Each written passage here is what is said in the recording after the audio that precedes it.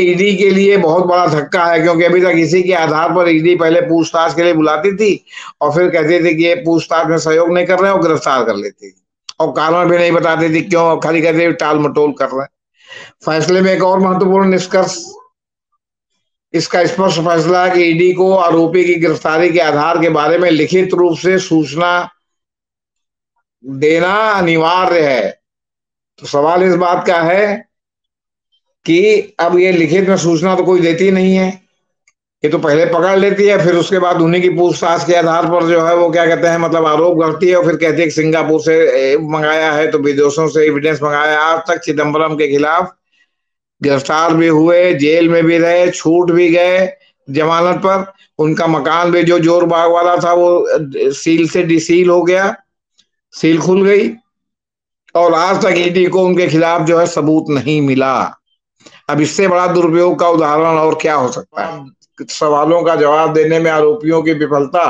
जांच अधिकारी के लिए यह मानने के लिए पर्याप्त नहीं होगी कि वे धारा 19 के तहत गिरफ्तार किए जाने के उत्तरदायी हैं, क्योंकि शासनादेश के अनुसार धारा 19 में किसी को तभी गिरफ्तार किया जा सकता है जब अधिकारी के पास यह विश्वास करने का कारण हो कि वह व्यक्ति पीएमएलए के तहत अपराधों का दोषी है। जस्टिस एएस बोपन्ना और जस्टिस संजय कुमार की पीठ ने कहा कि 2002 के अधिनियम की धारा 50 के तहत जारी किए गए सम्मन के जवाब में एक गवाह का सहयोग उसे धारा 19 के तहत गिरफ्तार करने के लिए पर्याप्त नहीं होगा, जबकि अभी तक ईडी यही करती रही है कि कहेगी कि साहब वो सहयोग कर रहे हैं, तो सहयोग का क्या मतलब है? संविधान में हमारे प्रावधान है कि किसी अभियुक्त को या किसी आरोपी को उसके ही विरुद्ध गवाही देने के लिए मजबूर नहीं किया जा सकता, और अगर आप किसी को उसके ही विरुद्ध गवाही देने के लिए मजबूर करते हैं तो यह असंवैधानिक है।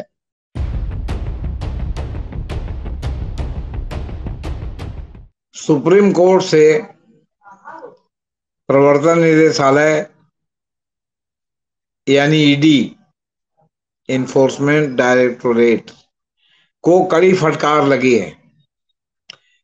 सुप्रीम कोर्ट ने स्पष्ट रूप से कहा है कि ईडी से निष्पक्ष होने की उम्मीद है, बदला लेने की नहीं या प्रतिशोधी कार्रवाई करने की नहीं। उन्होंने कहा कि गिरफ्तारी के समय आरोपी को गिरफ्तारी का लिखित आधार देना अनिवार्य है। सुप्रीम कोर्ट के इस आदेश से ईडी की मनमानियों पर जोरदार झटका लगा है। सुप्रीम कोर्ट ने आज अपलोड किए गए अपने फैसले में कहा है कि ईडी की हर कार्रवाई पारदर्शी, निष्पक्ष और कार्रवाई में निष्पक्षता के प्राचीन मानकों के अनुरूप होने की उम्मीद है। ईडी को उच्चतम स्तर की निष्पक्षता के साथ काम करते हुए दिखना चाहिए। सुप्रीम कोर्ट ने मनी लॉन्ड्रिंग मामले में गुरुग्राम स्थित रियल्टी समूह के M3M के निदेशक बसंत बंसल और पंकज बंसल की गिरफ्तारी को पीएमएलए के तहत रद्द कर दिया। न्यायाधीशों ने कहा ईडी से अपने आचरण में प्रतिशोधी होने की उम्मीद नहीं की जाती है। न्यायाधीशों ने कहा कि पूछे गए सवालों का जवाब देने में आरोपियों की विफलता ईडी द्वारा गिरफ्तारी के लिए पर्याप्त आधार नहीं हो सकती है। ईडी को यह विश्वास करने के लिए विशेष रूप से कारण ढूंढना होगा कि आरोपी धन शोधन निवारण अधिनियम पीएमएलए के तहत अपराध के दोषी हैं। सुप्रीम कोर्ट ने कहा सम्मन के जवाब में केवल सहयोग करना किसी को गिरफ्तार करने के लिए पर्याप्त नहीं होगा। सुप्रीम कोर्ट का यह बहुत महत्वपूर्ण फैसला है जो पीएमएलए 2002 की धारा 50 के तहत जारी के सम्मन के जवाब में केवल सहयोग के लिए ईडी द्वारा किसी व्यक्ति को गिरफ्तार नहीं किया जा सकता है। जस्टिस एएस बोपन्ना और जस्टिस संजय कुमार की पीठ ने कहा कि 2002 के अधिनियम की धारा 50 के तहत जारी किए गए सम्मन के जवाब में एक गवाह का सहयोग उसे धारा 19 के तहत गिरफ्तार करने के लिए पर्याप्त नहीं होगा, जबकि अभी तक ईडी यही करती रही है कि कहेगी कि साहब वो सहयोग कर रहे हैं, तो सहयोग का क्या मतलब है? संविधान में हमारे प्रावधान है कि किसी अभियुक्त को या किसी आरोपी को उसके ही विरुद्ध गवाही देने के लिए मजबूर नहीं किया जा सकता, और अगर आप किसी को उसके ही विरुद्ध गवाही देने के लिए मजबूर करते हैं तो यह असंवैधानिक है।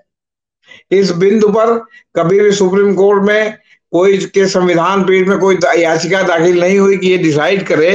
कि जो ये लगा तो पुलिस को जो है हिरासत में सौंपा जाता है, ईडी को हिरासत में सौंपा जाता है, सीबीआई को हिरासत में सौंपा जाता है, तो ये जो सौंपा जाता है तो क्या ये अपने ही खिलाफ गवाही देने के लिए मजबूर करके जो है वो टार्चर से, और जो है वो आपका क्या कहते हैं संविधान का उल्लंघन है कि नहीं है। तो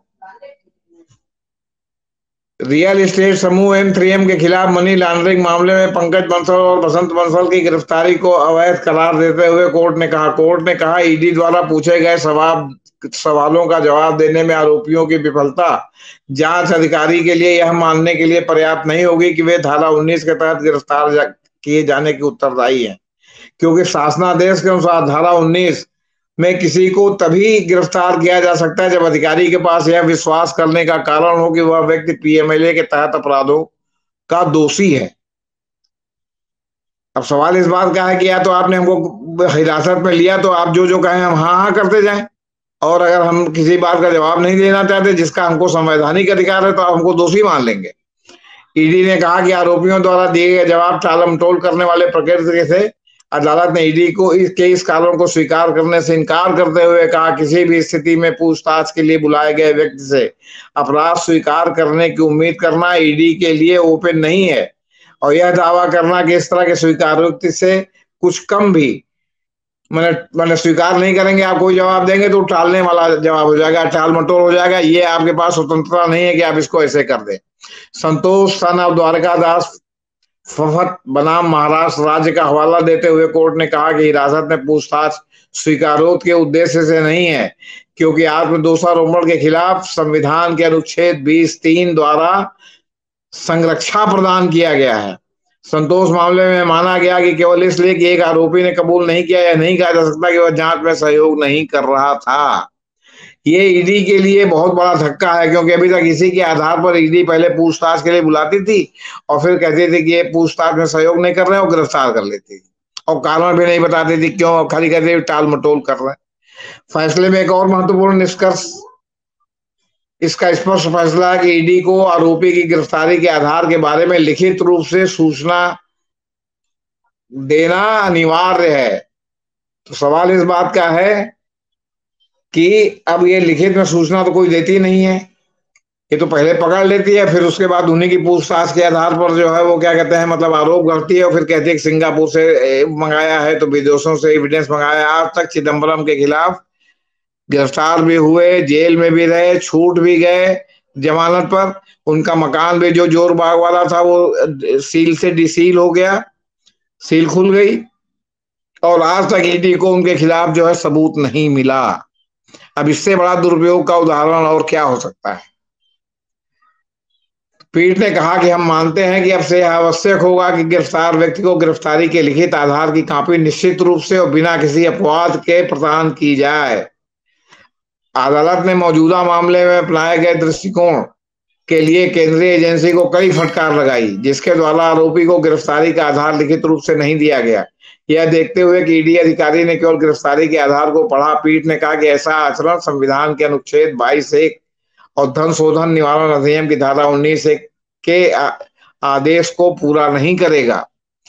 पीठ ने गिरफ्तारी को अवैध करार देते हुए आरोपी को तत्काल रिहा करने का आदेश दिया। मौजूदा मामले में ईडी के दृष्टिकोण की आलोचना करते हुए पीठ ने कहा कि घटनाओं का यह कालानुक्रम बहुत कहता है कि ईडी की कार्यशैली पर नकारात्मक रूप से नहीं तो खराब रूप से ये प्रतिबंधित करता है। दरअसल अभी तक ईडी की यही कार्य प्रणाली है कि खाता न बही, जो ईडी कहे वो सही के आधार पर ईडी चलती है। पहले पूछताछ के लिए बुलाती है और बाद में आरोप लगाती है टाल मटोल कर रहे थे तो फिर गिरफ्तार कर लेती है, क्योंकि जानते हैं भाई इसमें जो है जमानत जल्दी मिलती नहीं है, तो जमानत होते होते भी काफी समय लग जाएगा। सुप्रीम कोर्ट जाएगा सीधे मामला तो कहेंगे पहले हाई कोर्ट जाइए, हाई कोर्ट में जाएगा तो इशू नोटिस होगी, ये होगा वो होगा, वहां भी